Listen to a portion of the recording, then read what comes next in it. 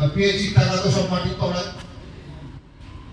এই সমস্ত বিষয়গুলো যখন প্রকাশ্যে আসে এই নিয়ে একটা খাজা বাজা লেগে থাকে, তার জন্য এই বিষয়টা নিয়ে কোনো রকম এখন পর্যন্ত আমরা কোনো রেজাল্ট পাই, মানে মিটিংটা হলো কি হলো না। যাই হোক এই সোমবার মঙ্গলবার বুধবারের মধ্যে আমরা গিয়ে খোঁজ খবর নিয়ে বিষয়টা জানবো যে কমিটি মিটিং এ কোনো আলোচনা হলো কিনা, কোনো কর্মচারীদের সুরাহা হলো কিনা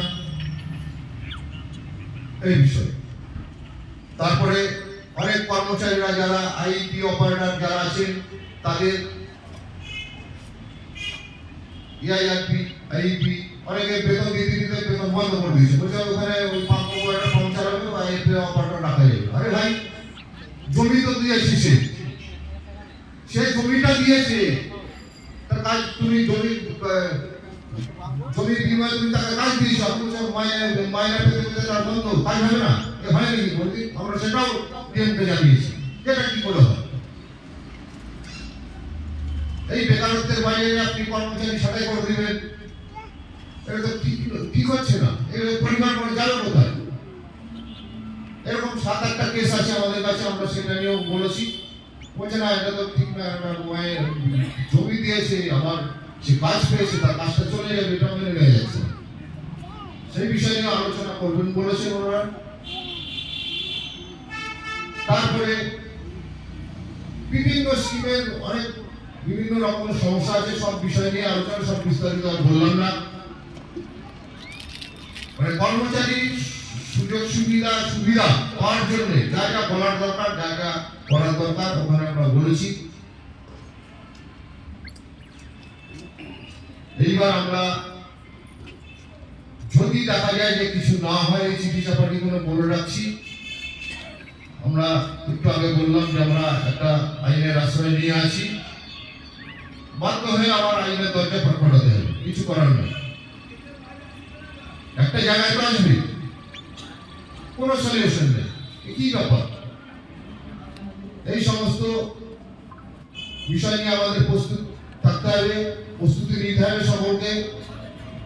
এবং যদি কোনো আন্দোলন সংগ্রাম আমাদের কর্মচারীদের উপরে অনেক ঘাত প্রতিঘাতের লড়াই চাপ আসছে, যার জন্য আমি জেলার সমস্ত কর্মচারী ভাই বন্ধু বোনেদের কাছে আবেদন রাখবো, যদি কারোর কোনো সমস্যা কোনো সাইডে হয়, যখন এরকম মিটিং ডাকা হবে একসঙ্গে জমায়েত, আজকে যেমনি জমায়েতটা খুব ভালো হয়েছে, এরকম আন্দোলনের ক্ষেত্রে যেন আরো বেশি হয়, সব জমায়েত করে আমরা সেখানে তাকে ঘেরাও করে রাখবো।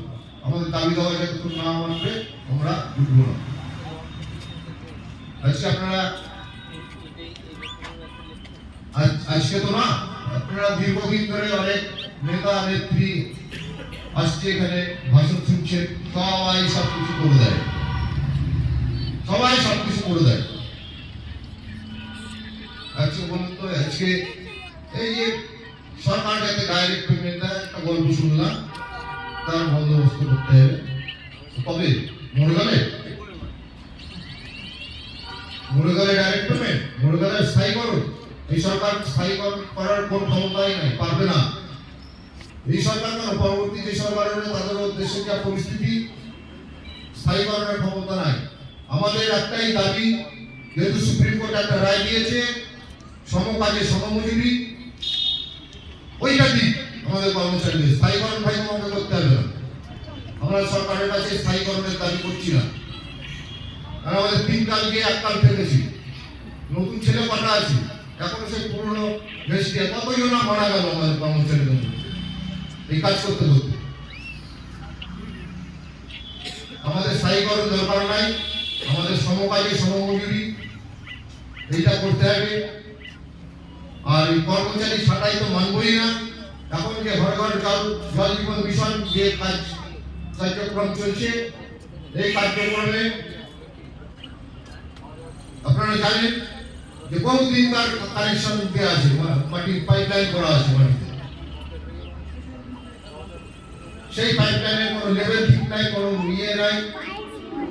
এখন যদি প্রত্যেকের বাড়িতে জল দেয়, জলটা ওই পাম্প, এই একই পাম্প মোটর চালিয়ে কি জল উঠবে?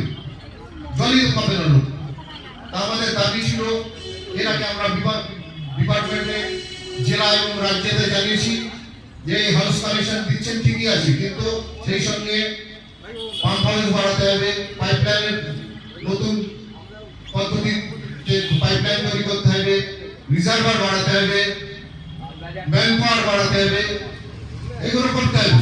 এগুলো না করলে জল লোক কিন্তু পাবে না। ওই একই কর্মচারী সবকিছু করবে, ওটা সম্ভব না। জল কোথা থেকে দেবো? একটা মেশিন যদি খারাপ হয়ে যায়, এটা তো বন্ধ হয়ে যাবে। ওটা তো যতদিন না ঠিক হবে ততদিন কিন্তু জল পাওয়া যাবে না। কাজে ম্যান পাওয়ার বাড়াতে হবে, রিজার্ভার বাড়াতে হবে, পাম্প হাউস বাড়াতে হবে। এই সমস্ত করতে গেলে এই যে প্রত্যেক বাড়িতে বাড়িতে যে জল জীবন মিশনের কার্যক্রম চলছে, এটা সাকসেস করা যাবে। কিন্তু তারপরে আবার যে ভাল্ভ অপারেটর আমাদের একজন করে তো দিলে হবে না। আমরা বারবার বিভিন্ন জায়গাতেই দাবি রেখেছি যে 2 জন করে ভাল্ভ অপারেটর দিতে হবে। সে তো একজন যদি অসুস্থ হয়ে যায় তাহলে জলটা ছাড়বে কি? পাইপলাইনের কাজ পাম্প চালাবে অপারেটর, আবার পাইপলাইনের কাজ দেখাচ্ছে। পাইপলাইনের সম্বন্ধে তো আমাদের ধারণা নাই কিছু, ভাল্ভ অপারেটর সমস্তটা জানে। কাজে এবারে 2টো ভাল্ভ অপারেটর দরকার। তার পারিবারিক অনুষ্ঠান থেকে, শারীরিক অসুস্থতা থাকে, ডাক্তার দেখানো থেকে আরম্ভ করে বিভিন্ন রকমের কাজ থাকে, একটা মানুষের দ্বারা সম্ভব হয় না। এগুলো আমরা বুঝিয়েছি, যদি এগুলো করাতে পারি জানবো আমাদের এই আন্দোলন সাকসেস।